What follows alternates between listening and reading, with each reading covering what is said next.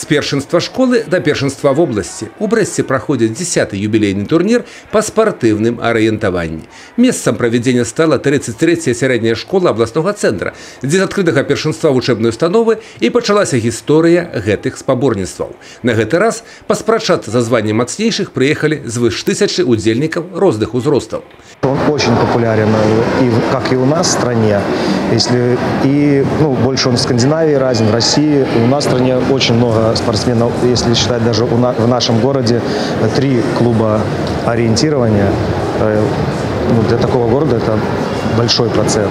Не только дети и подлетки вышли на дистанцию. Разом с ними шукать пикеты, отрымливать зарад бадзёрасці и здоровья пришли их наставники, батьки, все, кому этот вид спорту по душе.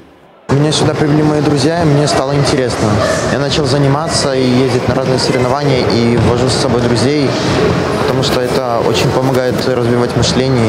Интерес в том, что, скажем, прежние года бегал я сам здесь, а сейчас решил его привезти, чтобы он попробовал. Ему через 2 месяца будет 7 лет.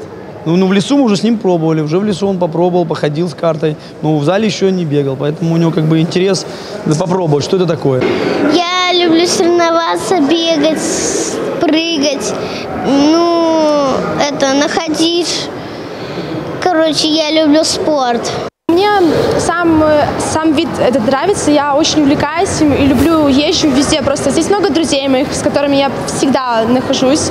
Они мне помогают, и мы проигрываем, выигрываем, но мы всегда рады, что мы поучаствовали. Мы участвуем, набираемся опыта, и этот опыт нам помогает в дальнейшем побеждать.